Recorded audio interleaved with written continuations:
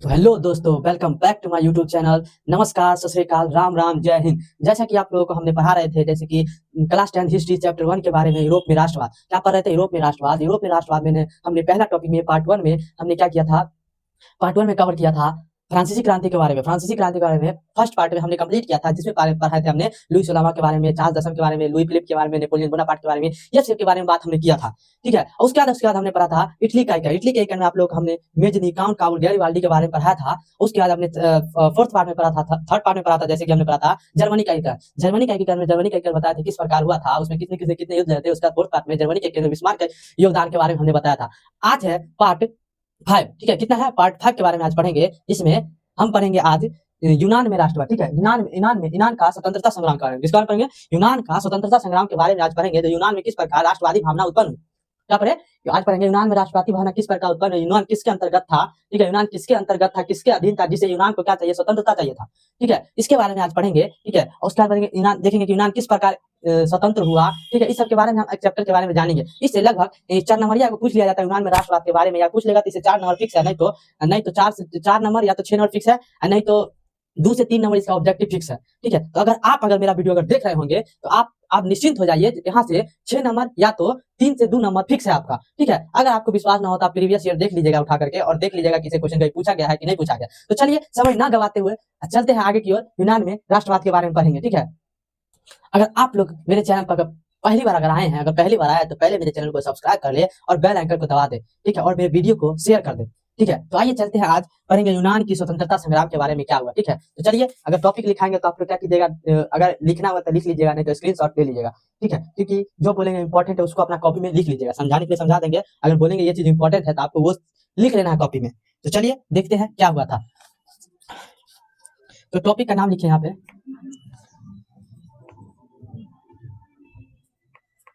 स्वतंत्रता संग्राम के कारण। स्वतंत्रता संग्राम के कारण क्या था यूनान में, जिसके कारण स्वतंत्रता संग्राम हुई? कहाँ हुई? यूनान में हुई। तो इसके बारे में आज जानेंगे हम। तो चलिए दोस्तों, लिखते हैं आगे क्या हुआ था, इसके बारे में लिखते हैं। ठीक है, तो आइए लिखना शुरू कीजिए आप लोग। देखिए, यूनान प्राचीन यूनान प्राचीन और सांस्कृतिक रूप से समृद्ध समृद्ध समृद्ध राष्ट्र था। इसका अतीत इसका अतीत गौरवमय इसका अतीत गौरवमय था। आगे लिखते हैं, यहाँ यहाँ की यहाँ की साहित्यिक,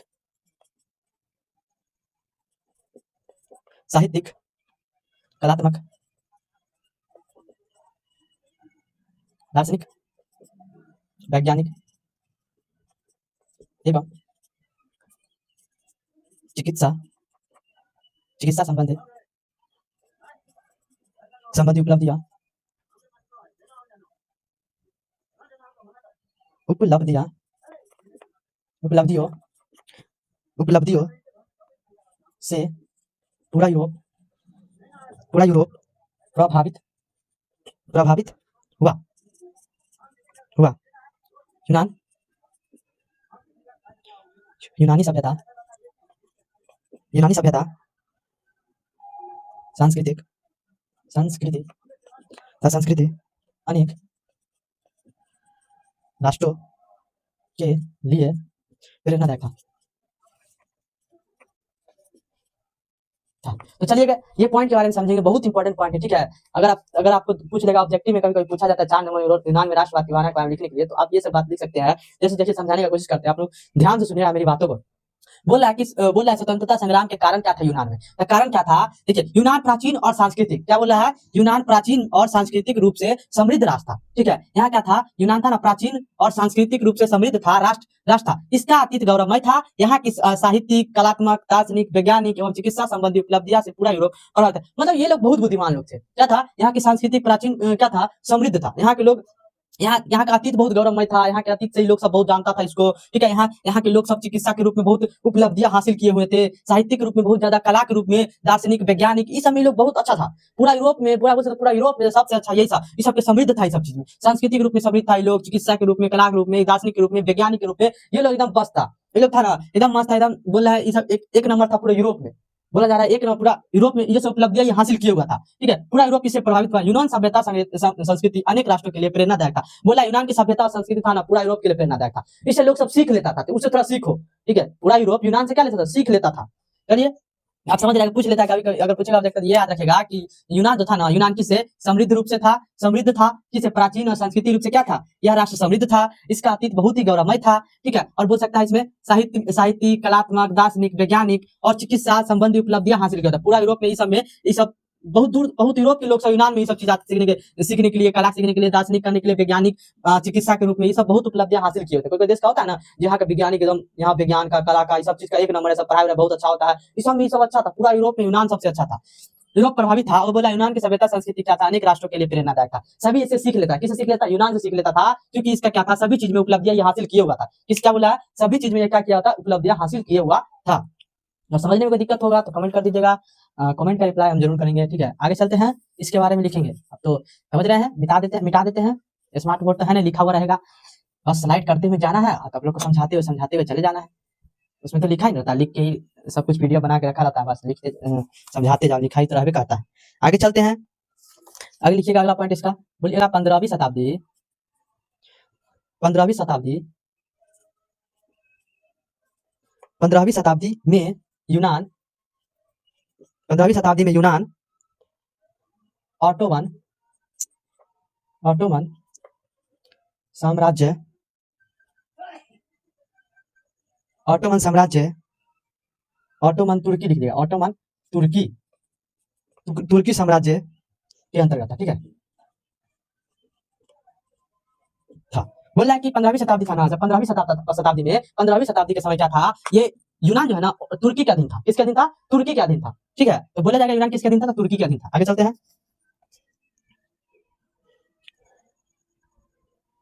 बोला तुर्की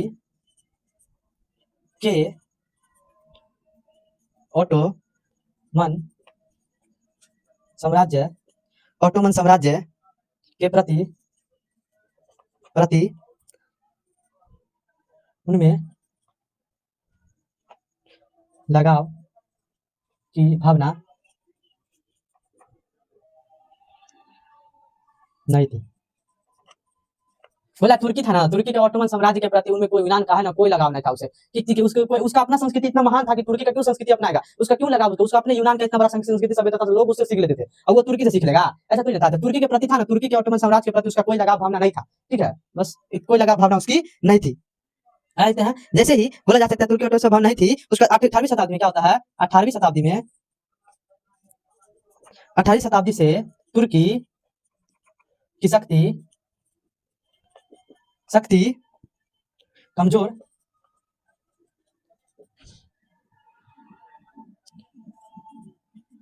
पड़ने लगी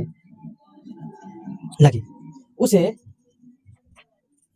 यूरोप का मरीज कहा जाने लगा। तो यहाँ पे लगा लीजिएगा पॉइंट, देखिए यहाँ पे बहुत इंपॉर्टेंट है, ठीक है। तो 18वीं शताब्दी में तुर्की क्या हो गया, तुर्की 18वीं शताब्दी में तुर्की कमजोर होने लगा, उसकी शक्ति धीरे धीरे तुर्की की धीरे कमजोर होने लगी। क्या होने लगी, धीरे तुर्की की शक्ति कमजोर है, इसे यूनान ने क्या किया, उसको तुर्की को क्या कहने लगा, पूरा यूरोप का मरीज कहा जाने लगा। क्या कहने लगा, यूरोप का मरीज कहा, मरीज, हाँ मरीज कहा जाने लगा, ठीक है। तो इसका जिसके कारण अगर पूछ लिया तो ऑब्जेक्टिव बताइए, पूरा यूरोप का मरीज किसे कहा जाता था, ऑब्जेक्टिव पूछ लिया जाएगा, यूरोप का मरीज किसे कहा जाता है, तो क्या कीजिएगा आप, तुर्की, क्या लगाइएगा, तुर्की लगाएगा। इस क्वेश्चन को आप देख लीजिएगा, पूछे हुआ है, इसलिए हम आप लोग अंडरलाइन कर लीजिएगा कि 18वीं शताब्दी में तुर्की की शक्ति कमजोर पड़ने लगी, उसे क्या कहने जाना, यूरोप का मरीज कहा जाने लगा। क्या उसकी शक्ति धीरे क्या होने लगी, क्षीण होने लगी, कमजोर होने लगी, जिसे कहने क्या कहा जाएगा, यूरोप का मरीज कहा जाएगा। तो ध्यान रखिएगा और उतार लीजिए। अगला पॉइंट लिखिएगा आप ही लोग,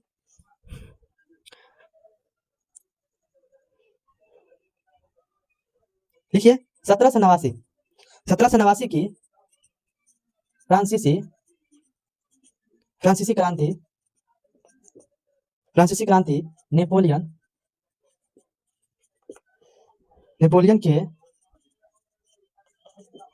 के युद्ध युद्धों, नेपोलियन के युद्धों और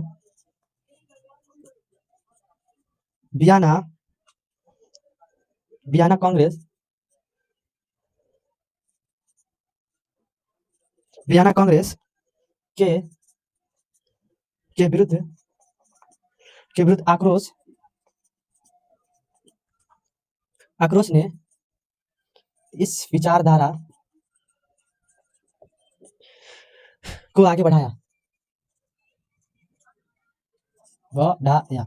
ठीक है, आगे बढ़ाया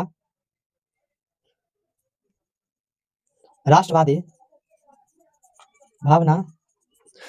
भावना के विकास राष्ट्रवादी भावना के विकास में धर्म की प्रमुख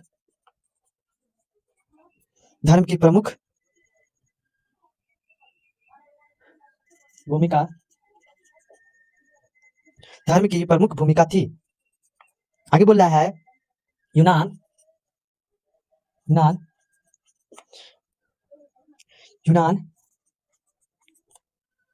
यूनानी चर्च में लिख लीजिएगा ग्रीक ऑर्थोडॉक्स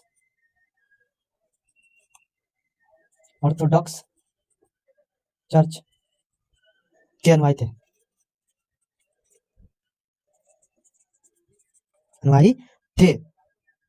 समान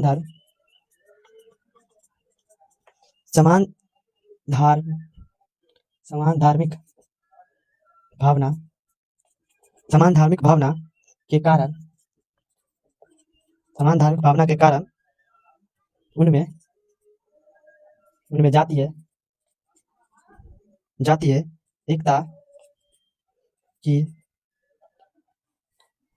एकता थी, सीधे लिख लीजिए। ठीक है, चलिए अगर आप लोग यहाँ तक अगर आगे बढ़ गया वीडियो को, तो वीडियो को लाइक कर दीजिएगा, सब्सक्राइब कर दीजिएगा।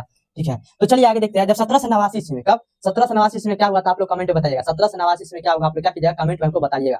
तो 1789 में जब क्रांति, बता ही दिए फ्रांसीसी क्रांति, क्या थी फ्रांसीसी क्रांति। तो 1789 फ्रांसीसी क्रांति में जब नेपोलियन के युद्धों और वियना कांग्रेस, तो ये है इस, आप ये बताइएगा कमेंट बॉक्स में, जब वियना कांग्रेस कब हुआ था, क्या बता, वियना कांग्रेस कब हुआ था और किसने किया था, ये बताइएगा। तो वियना कांग्रेस के विरुद्ध आक्रोश ने इस विचारधारा को आगे बढ़ाया और राष्ट्रवादी भावना के विकास में धर्म की प्रमुख भूमिका थी। बोला है यूनान में जो राष्ट्रवादी भावना उत्पन्न हुई, उसमें किसकी भूमिका सबसे ज्यादा रही, तो सबसे ज्यादा भूमिका रही किसकी, धर्म की। किसकी, धर्म की सबसे ज्यादा भूमिका रही। कैसे, चलते आगे देखते हैं कैसे रही। जो राष्ट्रवादी भावना के विकास में धर्म की प्रमुख भूमिका थी, यूनान और यूनानी, बोला यूनान और यूनानी चर्च ग्रीक ऑर्थोडॉक्स चर्च था वहां, जिसका नाम था ग्रीक ऑर्थोडॉक्स चर्च के अनुयायी थे ये लोग। यूनानी जितने भी लोग तो क्या मानते थे, ग्रीक ऑर्थोडॉक्स चर्च को मानते थे, जिसमें उनमें जाति एकता थी। मतलब वो लोग था ना, एक समान धार्मिक भावना के कारण उनमें जाति एकता थी। वो लोग, जैसे हम पिछले पार्ट में पढ़ाया था कि कोई कैथोलिक धर्म माना है, कोई प्रोटेस्टेंट धर्म माना, ना, ये सब वैसा धर्म नहीं मानता। ये सब एक धर्म मानता है, एक ही चर्च को मानता है, जिसको कहा जाता है, इसका नाम है ग्रीक ऑर्थोडॉक्स चर्च। ये समान धर्म के सब थे। यूनान में जितने भी लोग थे क्या थे, समान धर्म के थे, इसलिए इसमें राष्ट्रीय भावना, जातीय एकता थी। इसमें क्या थे, सब एक, अब थोड़ी ना हम कैथोलिक है, तुम प्रोटेस्टेंट है, इनमें मतभेद चल रहा था, वो चाहता एक ही हो, वो चाहता नहीं हो, ऐसा ही लोग में नहीं था। ये लोग एक ही जात का था, एक ही धार्मिक मान्यता के लोग था, जिसके कारण इसके बीच राष्ट्रीयता भावना धर्म के कारण उत्पन्न हुई। किसके कारण, धर्म एकता के ही कारण उत्पन्न हुआ। ठीक है, तो इसी के प्रकार बस यही है। तो यूनान में बोल सकता है, यूनान में क्या है, राष्ट्रीयता भावना उत्पन्न होगा, क्या कारण था, तो इसमें सबसे बड़ा कारण था धार्मिक कारण। क्या था, धार्मिक, क्योंकि ये लोग सब एक धर्म को मानते थे। क्या था, एक धर्म को मानते थे, और ये लोग कोई विषमता नहीं थी, धर्म का कोई विषमता इन लोग के बीच नहीं था। चलते हैं आगे और लिखते हैं इसके बारे में। आप लोग कमेंट कर दीजिएगा वियना कांग्रेस कब हुआ था, तो मिटाते हैं इसको, मिटाइए। ये सब कारण में लिखा है, अगर आप लोग लिखना चाहते हैं तो लिख लीजिएगा अपने कॉपी में, नहीं तो मेरे टेलीग्राम पे ज्वाइन हो जाइएगा। ठीक है, डिस्क्रिप्शन में लिंक आप लोगों को मिल जाएगा, तो ज्वाइन हो जाइएगा।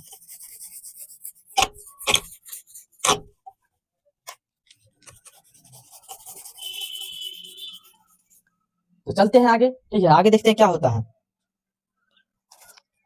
आगे देखते हैं, एक नाम आता है बीच में, जिसका नाम है कोरे नामक दार्शनिक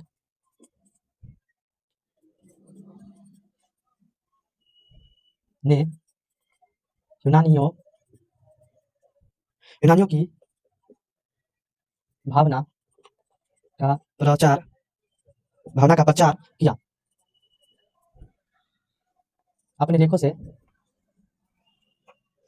द्वारा उसने यूनानियों यूनानियों को उनकी प्राचीन उनकी सांस्कृतिक प्राचीन सांस्कृतिक परंपरा के प्रति प्रति जागरूक रहने का आदेश दिया, संदेश दिया। बोला एक नाम था जिसका नाम था कोरेंस। क्या नाम था? कोरेंस।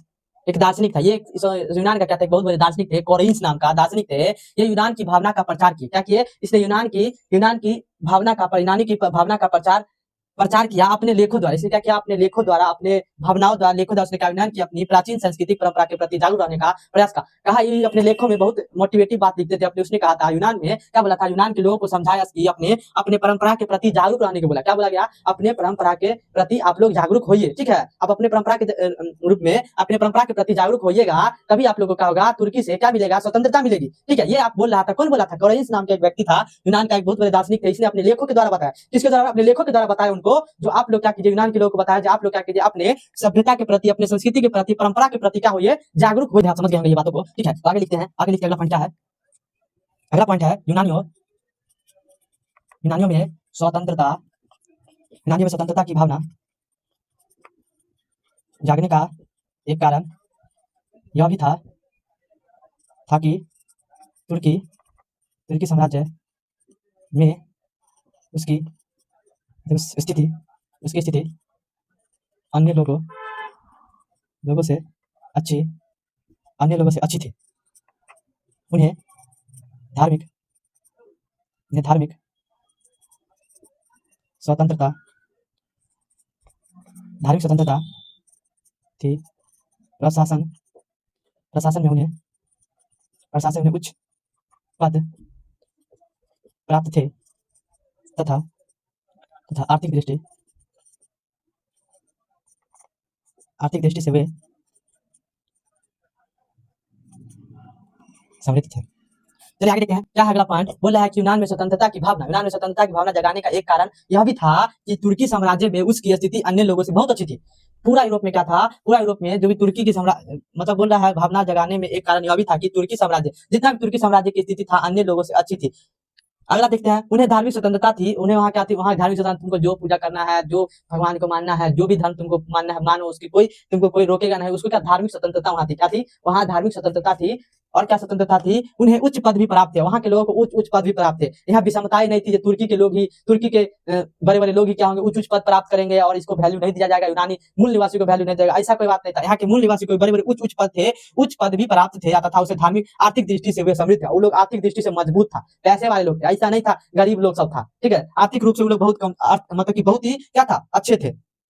तो ये एक बार यूनानियों में स्वतंत्रता की भावना जागने का एक कारण यह भी था कि तुर्की साम्राज्य में उसकी स्थिति अन्य लोगों से, मतलब इसका तुर्की साम्राज्य के अंतर्गत यह था। लेकिन और दूसरा बात अगर पढ़ाए तो दूसरा बात पढ़ाए तो, अगर इससे पहले अगर पिछला पार्ट पढ़ेंगे तो जिसका उसको था, जैसे ऑस्ट्रिया का प्रभाव था इटली पर, तो क्या था उसमें थी इटली पर प्रभाव था। तो इटली की स्थिति वैसी नहीं थी, इटली के लोगों की स्थिति अच्छी नहीं हुआ करती थी। इटली के लोग सब बहुत परेशान थे ऑस्ट्रिया से। ठीक है, लेकिन यहाँ ऐसा नहीं है, तुर्की का प्रभाव है इस पर, यूनान पर, लेकिन ये लोग क्या है, अच्छी स्थिति लोग की है, स्थिति खराब नहीं, लोग की अच्छी स्थिति, उच्च पद प्राप्त है, आर्थिक दृष्टि से लोग बहुत मजबूत है।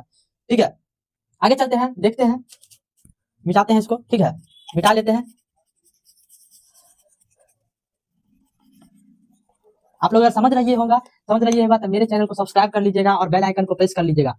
मार का बेल आइकन को है ना ऑन कर लीजिएगा। ठीक है, समझते हैं ना, मुक्का समझते हैं। हाँ, तो फाइट तुम ऐसे ही लड़ने में तुम लोग तेज होता होगा। बेल आइकन को प्रेस कर लीजिएगा और डिस्क्रिप्शन में टेलीग्राम का लिंक है, उसको ज्वाइन कर लीजिएगा। ठीक है, एक बार पूरा वीडियो आप देख के जाइएगा, एक बार नहीं तो 2x पर भी हमें वीडियो एक बार देख लीजिएगा, जो क्या अंतर है नहीं अंतर है। ठीक है, आप देखिएगा तो बड़ा बोर्ड है, तो बड़ा बोर्ड तो है नहीं, जो पीडीएफ तैयार करके लाया, बस समझाने का कोशिश किया। अपनी मेहनत है यहाँ पे, क्या है, मेहनत है, खुद से लिखना पड़ता है, खुद से समझा, जो समझाएंगे तो हम, लेकिन लिखना पड़ता है खुद से, एक एक पॉइंट को लिखना पड़ता है। आगे चलते हैं, आगे देखेंगे। तो इससे पहले आप समझ चुके हैं, अगला पॉइंट लिखिएगा इसी में। बोला स्वतंत्रता स्वतंत्रता प्राप्ति स्वतंत्रता प्राप्ति स्वतंत्रता प्राप्ति वर्ग वर्ग भी थी। एक मिनट, स्वतंत्रता प्राप्ति के लिए यूनान में भी इटली के समान राष्ट्रीयता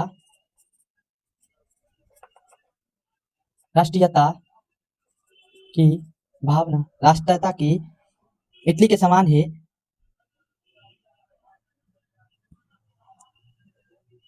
इटली के समान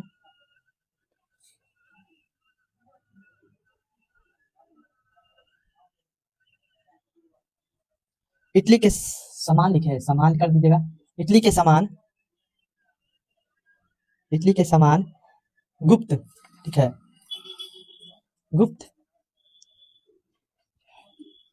गुप्त क्रांतिकारी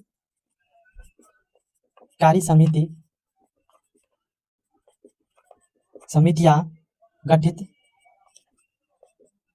की गई। ऐसी समितियों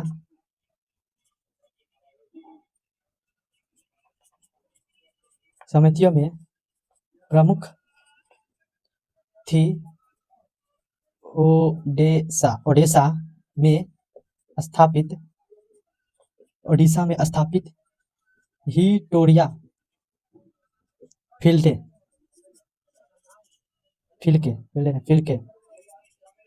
फिल्के नामक संस्था। तो बोल रहा है यहाँ पे, जैसे कि आप देख रहे हैं, स्वतंत्रता प्राप्ति के लिए यूनान भी इटली के समान, क्या यूनान भी स्वतंत्रता प्राप्ति के लिए यूनान भी इटली के समान क्या किया, इटली के समान गुप्त क्रांतिकारी समितियों का गठित किया। जैसे कि हम इटली का जब एकीकरण पढ़ा रहे थे तो उसे बताए थे बहुत सारे, जैसे कि कार्बोनेटी संगठन था, दूसरा था यंग इटली और यंग यूरोप, इस सब चीज का स्थापना किया गया था इटली में भी। किसके लिए? इटली का एकीकरण करने के लिए। किस लिए? इटली का एकीकरण करने के लिए। वह इसलिए यहाँ भी क्या किया गया, यूनान की यूनान में स्वतंत्र करने के लिए, यूनान को स्वतंत्र करने के लिए यहाँ भी क्या किया गया था, अनेक सारी क्रांतिकारी समितियों का गठन किया गया था। जिसमें क्या था, जिसमें एक मुख्य था, जिसका प्रमुख था, जिसका नाम था ओडेसा। क्या था? ओडेसा में स्थापित विक्टोरिया फिल्डे नामक संस्था। क्या नाम था? विक्टोरिया फिल्डे नामक संस्था। इस संस्था का क्या काम था कि यूनान को तुर्की साम्राज्य से स्वतंत्र करना। क्या करना? यूनान को किससे? तुर्की साम्राज्य से स्वतंत्र कराना इसका कार्य था। जैसे हमने बताया था, जैसे इटली के एकीकरण में यंग इटली, यंग यूरोप, कार्बोनेटी संगठन, सब क्या था? इस संगठन का काम क्या था? इस संगठन का काम था कि इटली का एकीकरण करना। इसी प्रकार इसमें भी था, यूनान में भी क्या था, बहुत सारी समिति का गठन किया, जिसमें प्रमुख था, जिसका नाम था ओडेसा, जिसका ओडेसा नाम था, ओडेसा में स्थापित, जिसका नाम था हिडोरिया। क्या नाम था? हिडोरिया फिल्डे। क्या नाम था? हिडोरिया फिल्के नामक एक संस्था था, जिसको यूनान में स्थापित किया गया था। इसका कार्य क्या था? इसका कार्य यह था कि यूनान में क्या करे, तुर्की साम्राज्य को हटा करके यूनान की स्वतंत्रता की जाए। चलिए अगला स्टार मार्क देख लीजिए, ठीक है। संस्था का नाम समझ गए, किस इसका कार्य क्या था। चलिए आगे स्टार मार्क देखिए। दूसरा टॉपिक का नाम लिखेगा, दूसरा टॉपिक का नाम था विद्रोह का आरंभ हो गया। क्या हो गया? विद्रोह। ये सब काम करते करते क्या हुआ, तुर्की के खिलाफ अब क्या होने लगा, विद्रोह का आरंभ होने लगा। क्या होने लगा? विद्रोह का आरंभ होने लगा। विद्रोह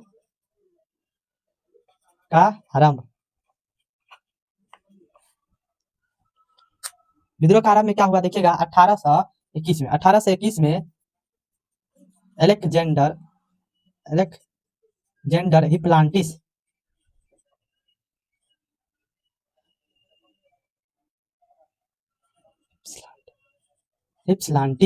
अलेक्जेंडर हिप्सलांटी के नेतृत्व में मोल्डेविया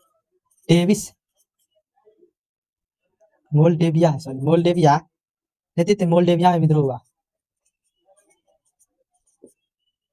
देखिए, तो विद्रोह का फाइनली क्या हो गया, इन्हीं सब बातों से नए नए संस्था की स्थापना की गई। यूनानी लोगों के बीच क्या थी, तुर्की साम्राज्य के खिलाफ तुर्की साम्राज्य के प्रति कोई भी भावना नहीं थी। और यूनान की क्या थी, एक समान की भावना, मतलब कि सभी एक धर्म के मानने वाले लोग थे, तथा इस सभी को बड़े बड़े पद भी थे, आर्थिक रूप से स्ट्रांग भी थे ये लोग ऐसा था। अब क्या हुआ, ये लोग फाइनली क्या करने लगे, अब इसका विरोध करने लगे। किसका विरोध करने लगे? विद्रोह करने लगे। अब किसका विरोध? तुर्की का विद्रोह करने लगे। तुर्की को आप क्या करने लगे, तुर्की के खिलाफ क्या करने लगे, विद्रोह करने लगे। तो किसने किया? तो देखिएगा 1821 ईस्वी में क्या किया, 1821 ईस्वी में अलेक्जेंडर हिप्लांटी नाम का एक व्यक्ति था। क्या नाम था? अलेक्जेंडर हिप्लांटी के नेतृत्व में मोल डेविस में क्या हो गया, विद्रोह हो गया। पहले क्या, पहला विद्रोह हुआ मोल डेविस में, ठीक है, मोल्डेविया में क्या हुआ, विद्रोह हुआ। आगे चलिए देखते हैं। बोल सकते हैं तुर्की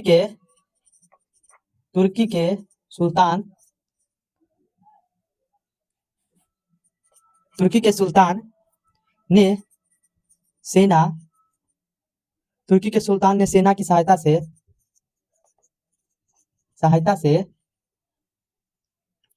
किया विद्रोह को विद्रोह को कुचल दिया, ठीक है, विद्रोह को कुचल दिया। विद्रोह करने का कोशिश तो किया गया 1821 ईस्वी अलेक्जेंडर हिप्लांटी के द्वारा किया गया, किसमें किया गया, लेकिन क्या किया गया, तुर्की के सुल्तान जो थे उसने क्या किया, सेना की सहायता से, सेना की मदद से क्या किया उसने कि इसके विद्रोह को क्या कर दिया गया, कुचल दिया गया। क्या कर दिया गया, पहला प्रयास किया गया तुर्की को बाहर निकालने का, प्रभाव हटाने का, तुर्की का प्रभाव हटाने, किस पर से, यूनान पर से पहला प्रयास किया गया। कहाँ किया गया, हिप्लांटी के द्वारा किया गया, मोल्डेविया में किया गया, मोल्डेविया में था। लेकिन मोल्डेविया में करने के कारण क्या हुआ, तुर्की के सुल्तान जो थे उसने क्या किया, तुर्की के सुल्तान ने क्या किया, इस विद्रोह को सैनिक की मदद से कुचल दिया गया। क्या कर दिया गया, सेना की मदद से इसको क्या कर दिया गया, कुचल दिया गया, मतलब कि बंद करवा दिया गया इसको। आगे चलते हैं, आगे देखते हैं, आगे लिखिए। अब तो इसका तो कोई काम नहीं, इसको बताइए आप।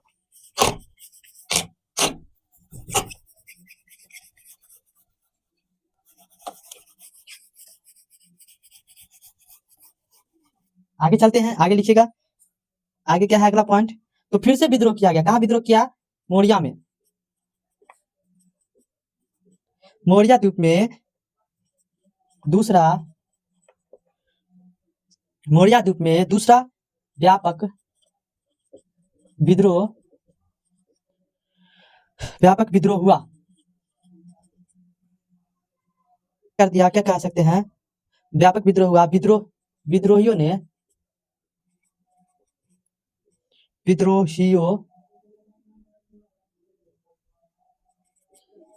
विद्रोहियों विद्रोहियों को यूरोप, विद्रोहियों को यूरोप के अन्य अन्य देशों से सहायता मिलने लगे।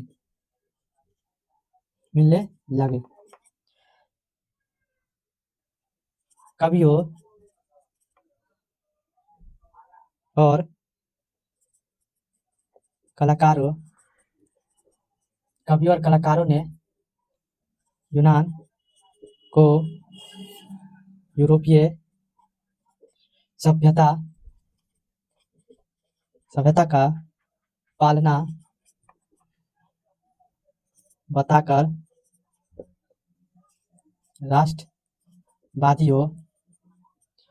राष्ट्रवादियों के लिए समर्थन जुटाया। ठीक है, समर्थन क्या हुआ, जुटाया।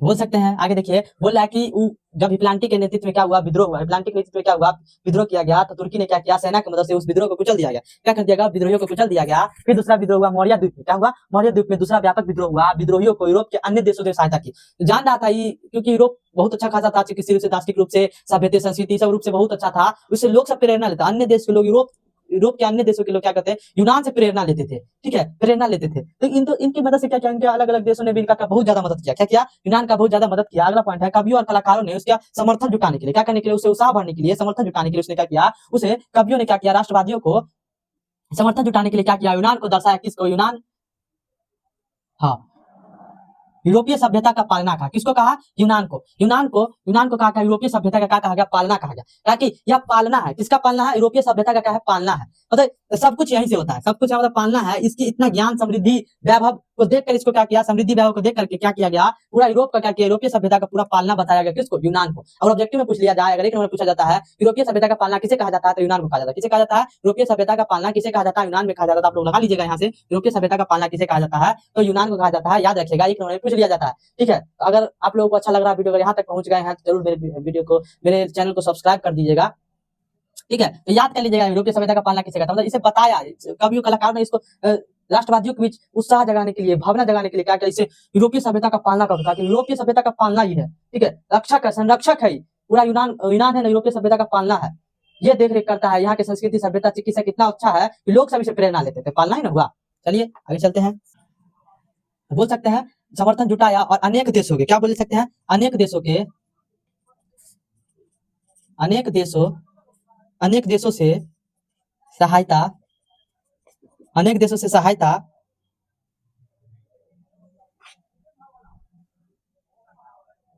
अनेक देशों से सहायता करने, अनेक देशों से सहायता करने लोग यूनान पहुंचे। ठीक है, चलते हैं अगला पॉइंट। अगला है देखिए, अब क्या हुआ फाइनली, तुर्की तुर्की के सुल्तान तुर्की के सुल्तान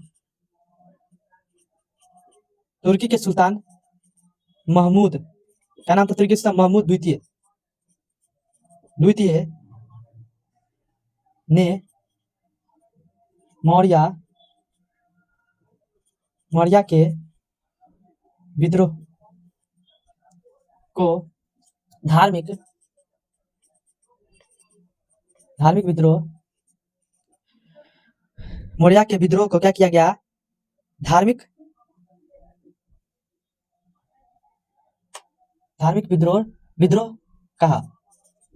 अब क्या किया कि तुर्की के सुल्तान ने अपना दिमाग घुमाया, अपना क्या कहा, सुल्तान था महमूद, क्या नाम था, महमूद द्वितीय ने मौर्य के विद्रोह को धार्मिक रूपरेखा दे दिया। क्या दे दिया, धार्मिक रूपरेखा। ये धार्मिक विद्रोह है, कौन सा, ये कोई हमसे स्वतंत्रता के लिए विद्रोह नहीं करा, ये क्या है, ये इसको दिमाग घुमा करके बोल दिया किसका, धार्मिक विद्रोह। यहाँ के धर्म के बीच युद्ध चल रहा है, धर्म के बीच क्या चल रहा है, विद्रोह चल रहा है। चलते हैं आगे। उसने उसने इस्लाम इस्लाम की रक्षा के लिए इस्लाम की रक्षा के लिए उसने मुसलमानों का आह्वान किया।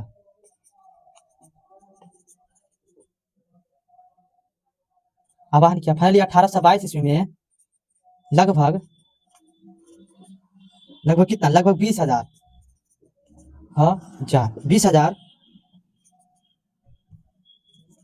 20,000 यूनानी मौत के घाट उतार दिए गए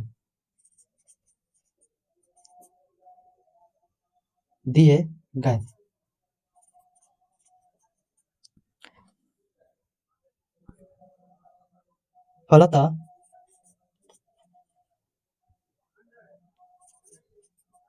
यूनानी विद्रोह दब गया। तो चलिए आगे चलते हैं। तो तुर्की के सुल्तान क्या था, महमूद द्वितीय ने इसको क्या किया, ये कोई स्वतंत्रता के लिए ये लोग विद्रोह नहीं कर रहा है, ये क्या कर रहा है, ये एक धार्मिक विद्रोह। क्या है, एक धार्मिक विद्रोह है, मुसलमान के खिलाफ ये लोग क्या कर रहा है, विद्रोह कर रहा है। किसके खिलाफ कर रहा है, मुसलमान के खिलाफ, ये इस्लाम धर्म के खिलाफ क्या कर रहा है, ये लोग विद्रोह कर रहा है। इसने ऐसा कह करके उसको बताया। ऐसा करके बताने के कारण क्या हुआ, और उसने क्या किया, तुर्की के सुल्तान महमूद ने क्या किया, इस मुसलमानों का आह्वान किया, कि देखिए इस्लाम धर्म पर क्या हो रहा है, इस्लाम धर्म पर संकट आ गया, इस्लाम धर्म पे क्या गया, संकट आ गया। उसने मुसलमानों क्या किया, आह्वान किया, जिसके कारण बहुत सारे मुसलमान इसके सपोर्ट में आ गए। जिसके कारण क्या हुआ, जिसके कारण 1822 इसमें लगभग 20,000, कितने, लगभग 20,000 यूनानियों को मौत के घाट उतार दिया गया। कितने, लगभग 20,000 यूनानियों को क्या कर दिया गया, मौत के घाट उतार दिया गया। फलतः यूनान विद्रोह को दबा दिया गया। फलतः क्या किया, महमूद के द्वारा, जिसके द्वारा, महमूद द्वितीय के द्वारा इस विद्रोह को दबा दिया गया। ठीक है, तो चलते हैं आगे की ओर निकलते हैं। चलिए मिटाते हुए चलते हैं आगे की ओर। तो चलिए दोस्तों आगे लिखते हैं, आगे क्या हुआ था उसके बारे में जानते हैं। ठीक है, देखिए अगला पॉइंट में क्या हुआ था। तो अगला पॉइंट में लिख सकते हैं कि बोला 1822 लगभग 20,000 को क्या किया गया था, यूनानियों को मौत के घाट उतार दिया गया था विद्रोह के कारण। ठीक, किसके द्वारा, तुर्की के द्वारा। देखिए आगे क्या हुआ था इसके बाद क्या यूनानियों पर हुए, दबा दिया गया, क्या गया, विद्रोह को क्या कर दिया गया, फाइनली दबा दिया गया। और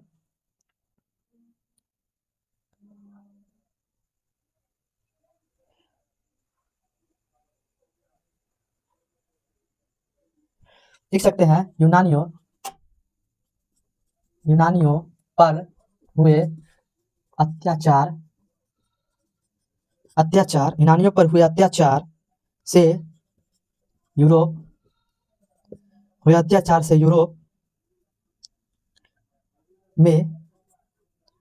में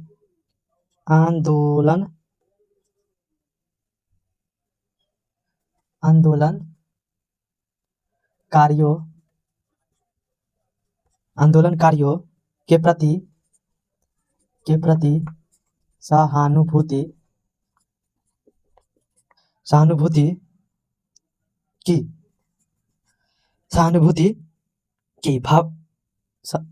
की भावना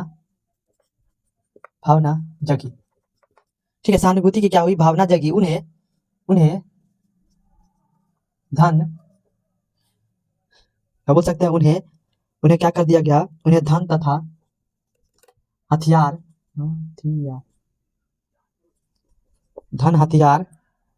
भेजे गए। 1826 में ब्रिटेन और और रूस। यूनानी यूनानी यूनानी तुर्की यूनानी तुर्की संघर्ष यूनानी तुर्की संघर्ष में हस्तक्षेप यूनानी तुर्की हस्तक्षेप करने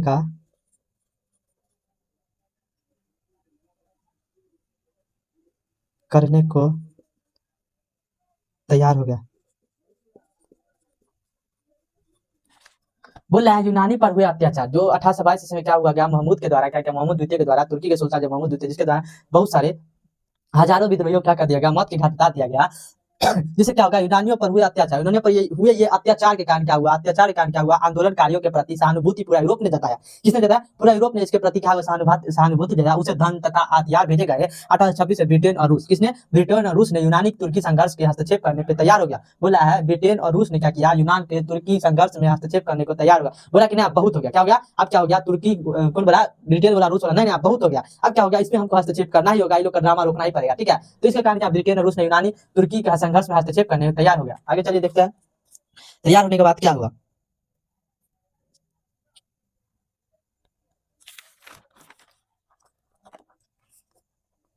तुर्की का सहायता, तुर्की का सहायता सिर्फ तुर्की की सहायता सिर्फ किसने किया, मिस्र ने ही किया। देखिए तुर्की का सहायता कोई नहीं किया। क्या क्या बोला है, तुर्की का सहायता कोई नहीं किया। इसमें क्या क्या, इधर ब्रिटेन आ गया, रूस आ गया, किसकी सहायता करे, ईरान की सहायता करे, लेकिन तुर्की की सहायता किया क्या, सिर्फ मिस्र ने किया। किसने किया? मिस्र ने किया। आगे चलिए, रूसी सेना ने तुर्की तुर्की को पराजित कर दिया। बाध्य होकर बोले क्या, बाध्य होकर तुर्की को रूस के साथ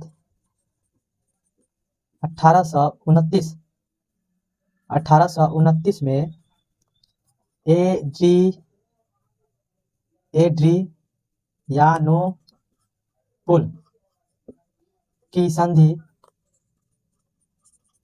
एड्रियानोपुल की संधि करनी पड़ी।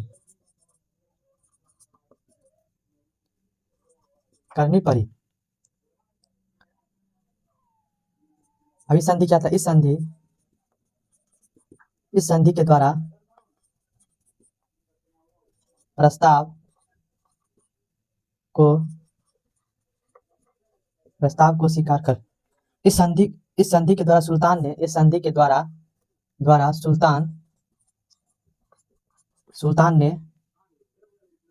ने यूनान ठीक है, इसने क्या, इस संधि के तहत यूनान में वंशानुगत राजशाही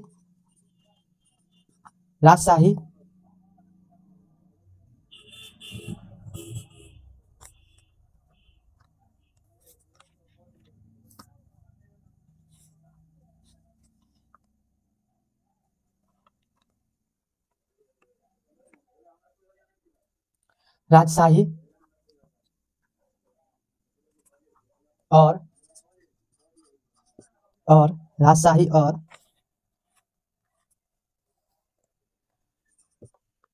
स्वशासित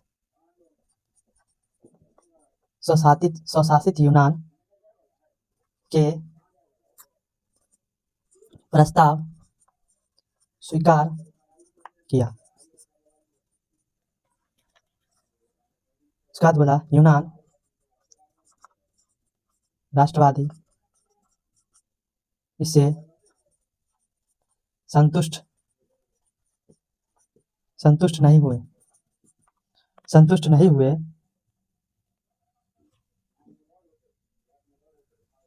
उन लोगों ने संधि को ठुकरा दिया। ठीक है, संधि को क्या हुआ, ठुकरा दिया। इंग्लैंड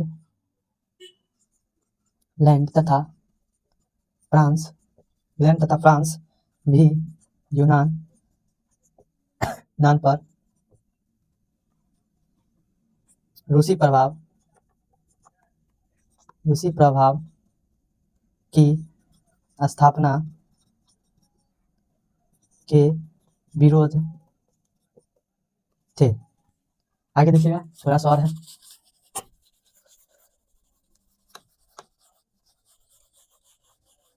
आगे हुआ विरोध में थे, अतः 1832 में कुस्तुनतुनिया की संधि द्वारा यूनान राष्ट्र की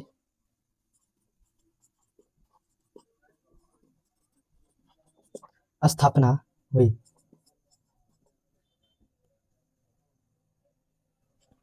चलिए तो देखिए फाइनली क्या हुआ, यहाँ पे देखिएगा, रूस सेना ने तुर्की को पराजित कर दिया। रूस सेना ने क्या किया, तुर्की को पराजित कर दिया और बाध्य होकर तुर्की को रूस के साथ 1829 में, कब 1829 में रूस के साथ तुर्की ने क्या, रूस के साथ, किसके साथ,